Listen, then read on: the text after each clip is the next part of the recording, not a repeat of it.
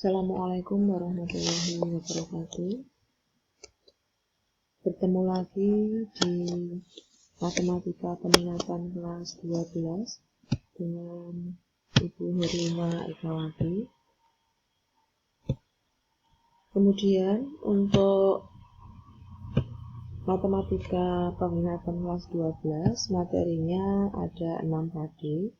Yang pertama adalah limit fungsi trigonometri, kemudian limit di ketakhinggaan, kemudian turunan fungsi trigonometri, berikutnya penggunaan turunan fungsi trigonometri, KD yang kelima distribusi peluang binomial, dan KD yang keenam adalah distribusi normal. Kemudian untuk kompetensi dasar, limit fungsi trigonometri, kompetensi pengetahuan yaitu menjelaskan dan menentukan limit fungsi trigonometri.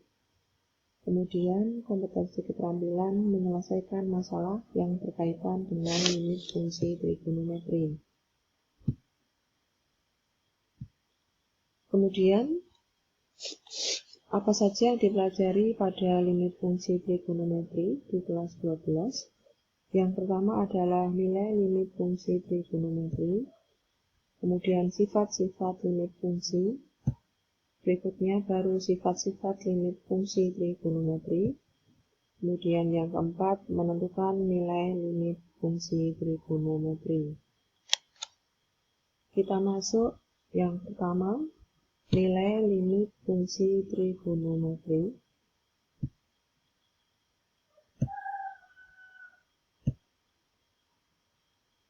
Misalkan f sebuah fungsi f memetakan bilangan real ke bilangan real serta L dan C anggota himpunan bilangan real.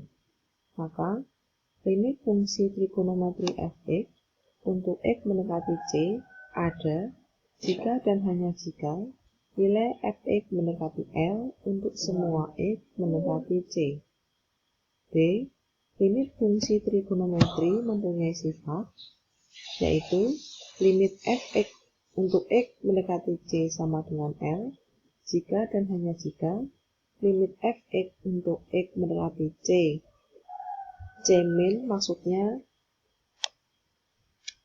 C kurang dari, sama dengan limit fx sama dengan L untuk x mendekati C plus berarti C yang lebih dari. Sifat-sifat limit fungsi. Sebelum kita masuk ke limit fungsi trigonometri, kalian harus mengingat kembali tentang sifat-sifat limit fungsi. Yang pertama adalah limit C untuk x mendekati A berarti sama dengan C. Limit x pangkat n untuk x mendekati A maka akan sama dengan A pangkat n.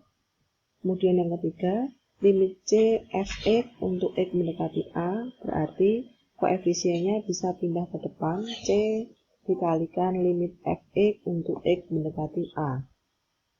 Sementara sifat yang keempat, ini berhubungan dengan penjumlahan dan pengurangan.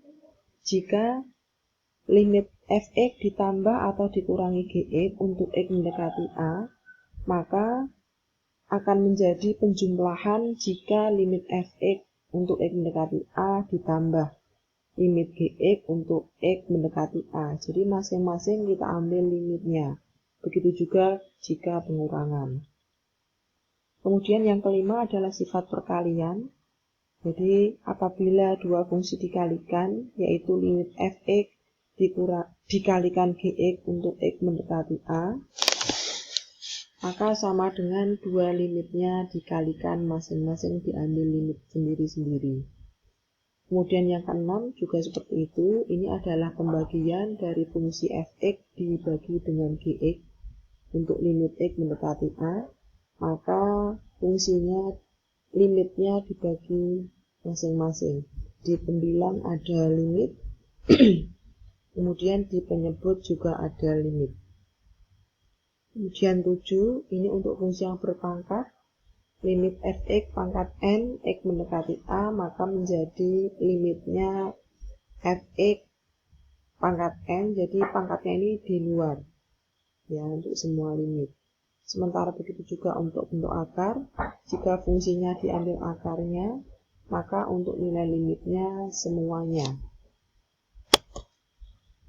Berikutnya anak-anakku, untuk limit fungsi trigonometri, kunci rumus dasarnya hanya ini, ya, hanya 3. Yang pertama adalah limit sin x dibagi x untuk x mendekati 0. Ya, ini bentuknya akan sama jika penyebut letaknya ditukar dengan pembilang.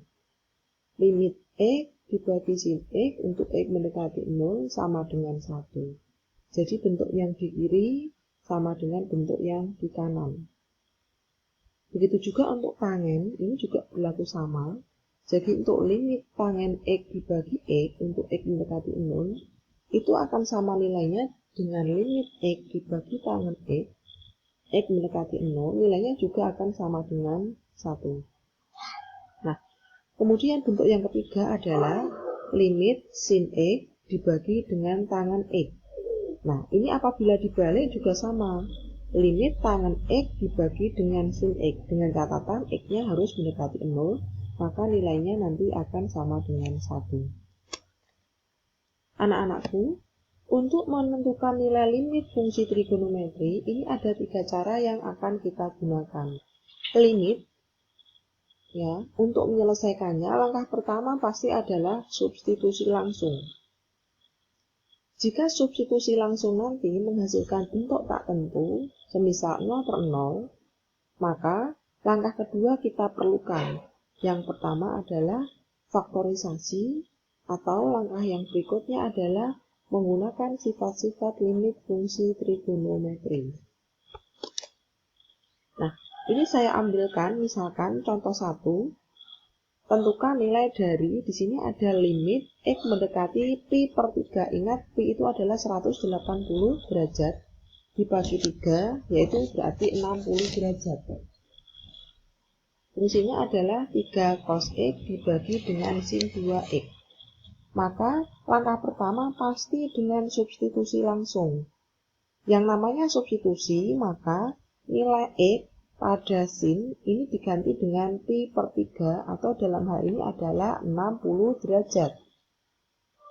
Sehingga menjadi 3 kali limit cos x, di mana x-nya nanti diganti cos 60 derajat. Kemudian di sini adalah sin 2x yang bawah, berarti sin 2x berarti 2 dikalikan dengan 60 derajat. Ya, kemudian kita ambil sinnya. Ingat bahwa kita harus tahu nilai sin, cos, dan tangen pada 0 sampai 360 derajat. Ya, saya anggap kalian sudah tahu, maka cos 60 ini adalah setengah. Oke. Kemudian untuk 2 kali 60 derajat itu kan 120 derajat. Dengan menggunakan sudut berkolerasi, maka untuk sin 120 derajat itu adalah sama dengan sin 60 derajat, yang nilainya adalah setengah akar 3. Nah, yang nilainya adalah setengah akar 3 yang ini. Kemudian yang atas karena menjadi 3/2, kemudian yang bawah adalah setengah akar 3, 3/2 dibagi setengah, hasilnya adalah 3. Sementara di bawah adalah ada akar 3. 3 dibagi akar 3 ini bentuknya irasional. Sehingga untuk merasionalkannya adalah dikalikan dengan akar 3 per akar 3. Tujuannya apa? Penyebutnya supaya tidak berbentuk akar. 3 kali akar 3 itu 3 akar 3. Kemudian yang penyebutnya adalah akar 3 dibagi akar 3 itu, dikali akar 3 itu 3. Sehingga pembilang ada 3, penyebut ada 3 bisa dibagi. Hasilnya adalah akar 3. Sehingga nilai limit 3 cos x dibagi sin 2x untuk x mendekati pi per 3 adalah akar 3. Berikutnya anak-anak,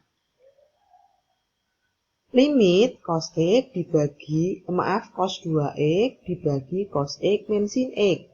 Untuk X-nya mendekati 45 derajat.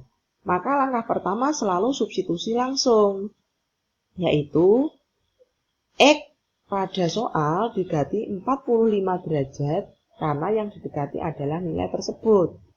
Maka cos 2 kali 45 derajat dibagi cos 45 derajat min sin 45 derajat. Cos 90 itu 0. Sementara yang bawah itu setengah akar 2 min setengah akar 2 itu nilainya juga 0. Sehingga hasilnya adalah 0/0.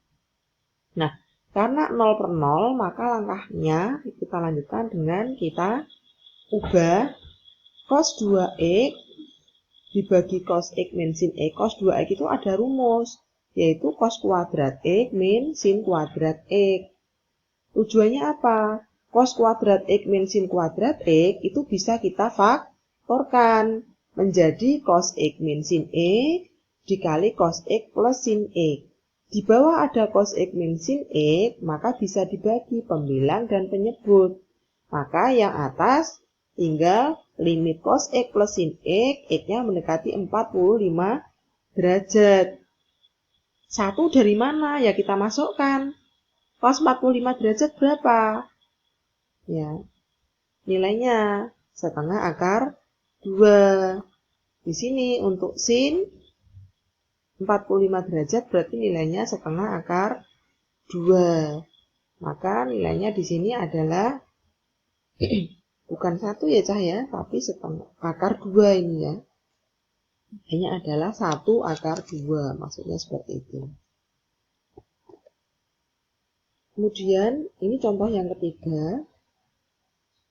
Contoh yang ketiga, ini apabila kita substitusikan, nilainya adalah 0/0. Cos 0 itu 0, cos 0 itu 1, berarti 1 min 1 itu 0. Kemudian sin 0 itu 0, berarti 0 dikalikan 0 itu 0, sehingga nilainya 0/0. Maka di sini, limit 1 min cos X dibagi X sin X, untuk X mendekati 0, kita tahu tadi kita sudah mempunyai rumus dasar. Jika limitnya X mendekati 0, maka bisa kita ubah menjadi rumus dasar.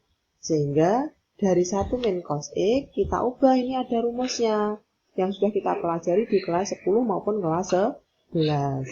Menjadi 2 sin kuadrat setengah X dibagi dengan sin X sin X. Ya.